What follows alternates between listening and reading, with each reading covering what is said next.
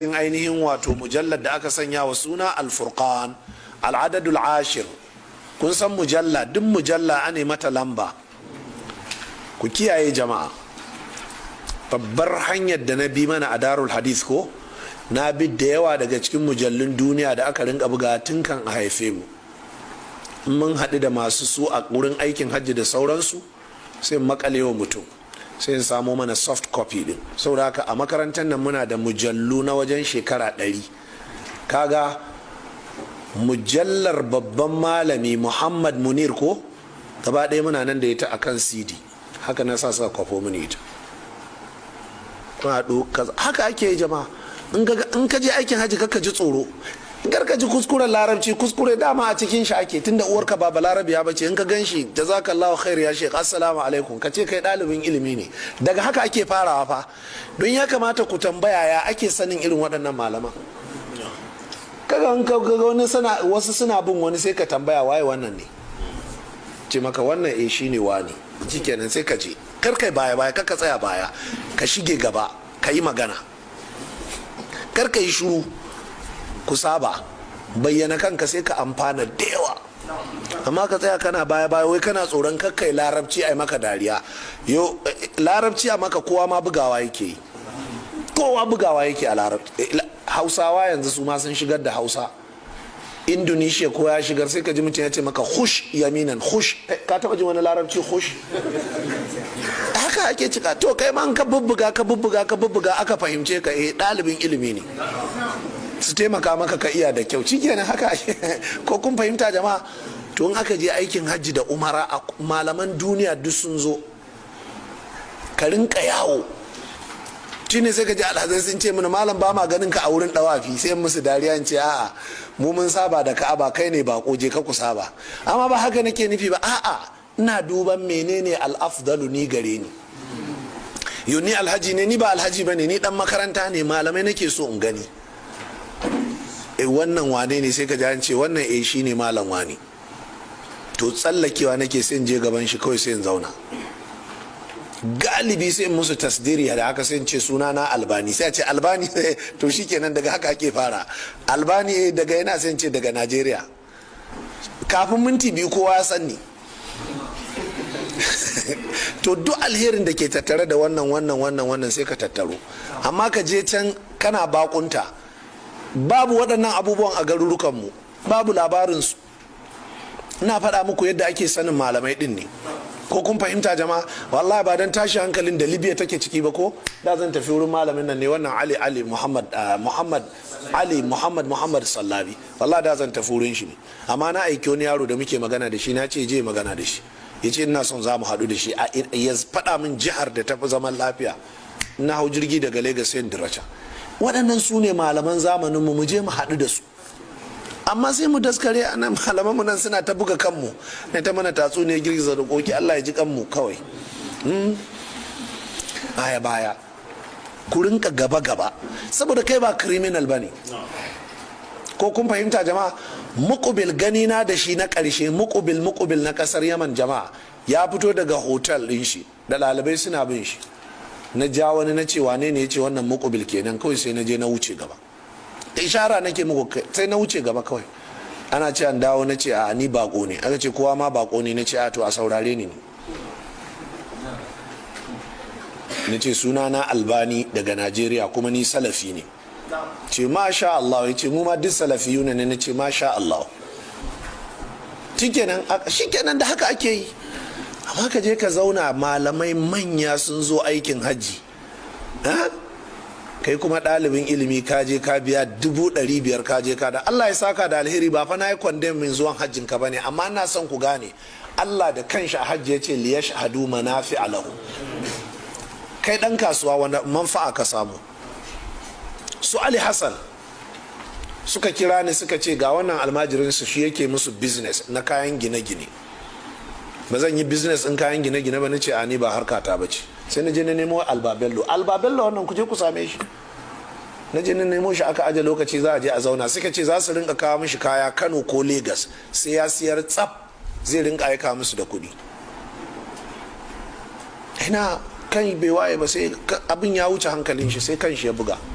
sun ce ne sun ga 'yan Najeriya suna zuwa Dubai suna siyayya amma ba sa siyan kayan gini, me yasa? Na ce ban sani ba.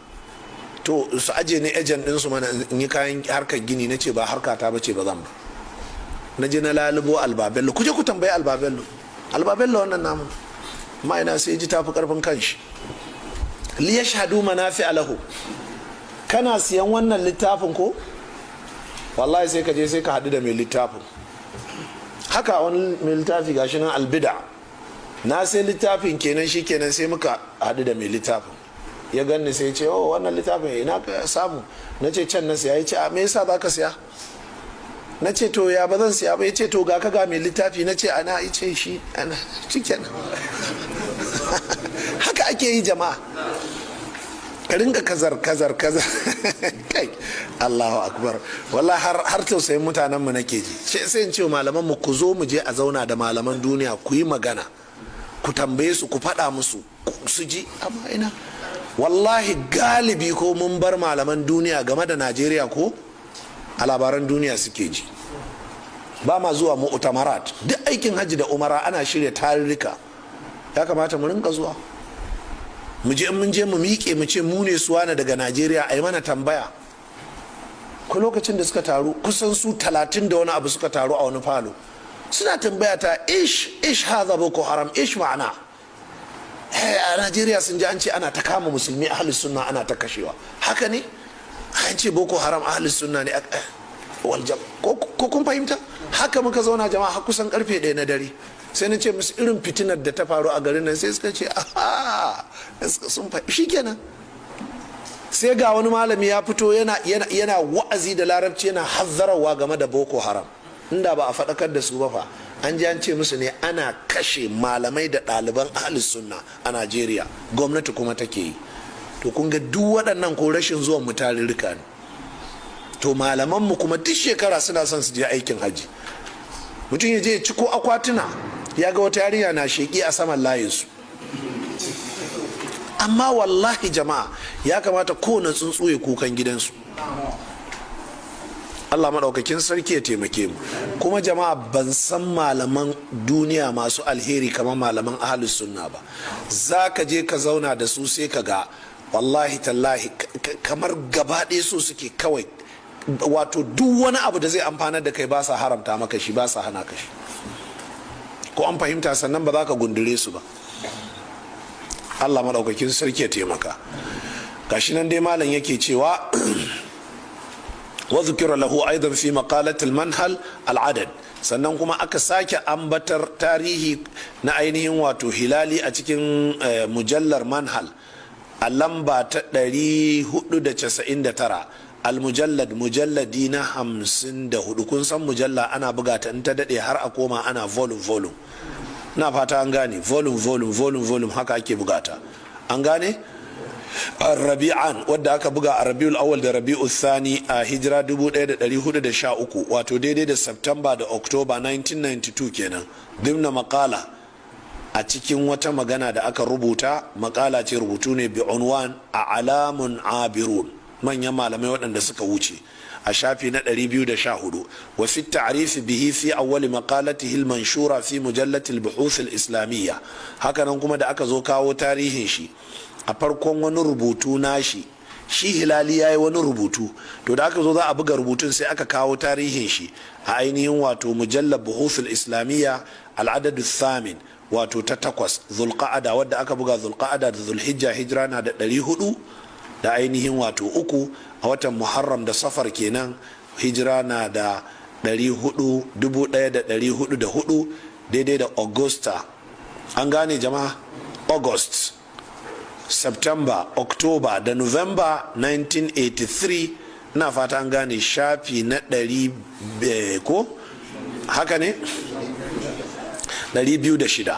Duk wannan abin da ake son a faɗa maka a cikin waɗannan wuraren ko ana tarihin hilali ana faɗin cewa yana da littafi mai suna sabilun rashad, shine dalilin kawo maka waɗannan maganganun.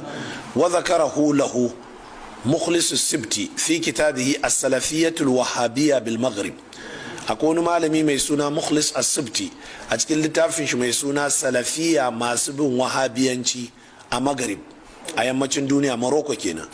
taqiyuddin al-hilali ra'idun, sai ce taqiyuddin al-hilali ya wuce, ya yi gaba, ya rasu.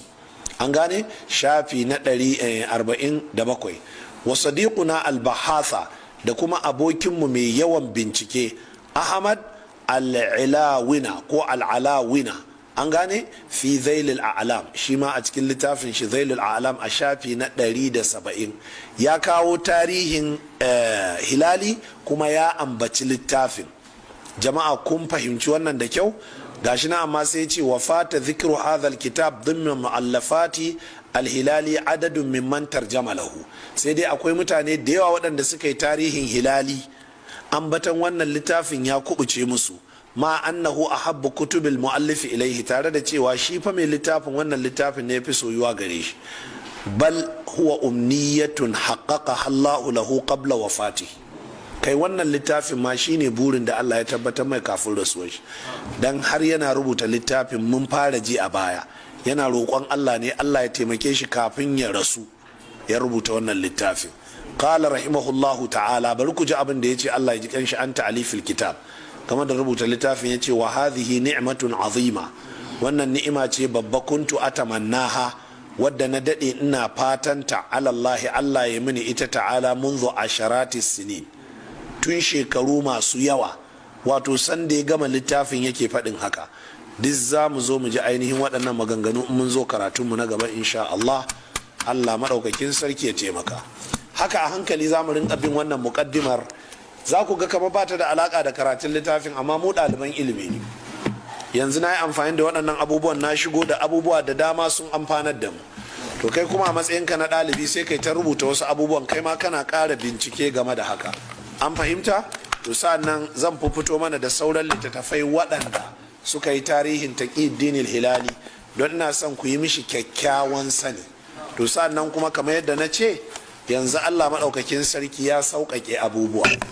Kaga intanet ɗin nan yanzu za ka iya zuwa ka rubuta a doktor taqiyuddin hilali al-maghribi, ka sa cikakken sunan shi, saboda takwara ne shi na mutane da yawa, kakka sa al-hilali kawai, a ka sa a doktor muhammad taqiyuddin al-hilali al-maghribi, ka sa a tsanaki, ka sa go, ka ga irin web da pages da zai ɗibo maka, da sai ka yi printing sai ka ajiye wanda zai ɗibo maka headings ɗin, to sai ka rinka bi a hankali kana buɗewa, za ka samu tarihi mai ɗimbin yawa insha Allah. Na malam alaikum na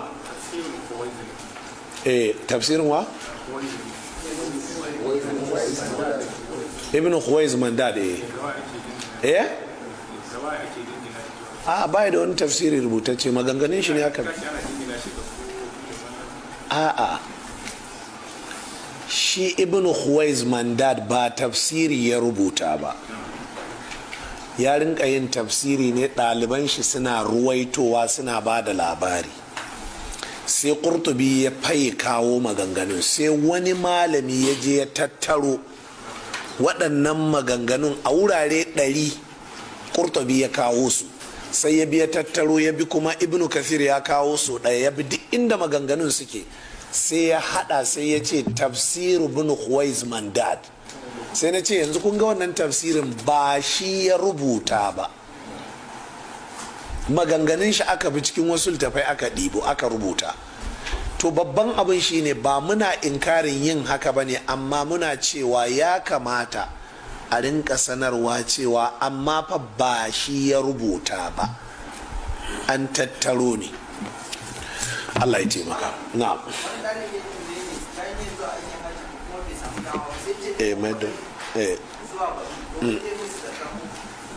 ne sun kai zakka, sun shekara dole zai musu zakka mana, ƙwarai da gaske. Alaikum salam wa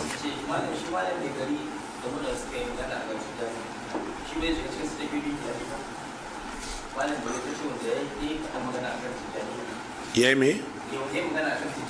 Shi ma ya yi littafi kamar shigen wannan din, shi kuma menene? a aban da shi ma ya yi akan tijjaniya, menene wannan sunan littafin ne ya bata min da at-tuhfatu sunniya bi tawdihi tariqati tijaniya. Ya kamata ku nemi littafin. Na'am kace ba zai shiga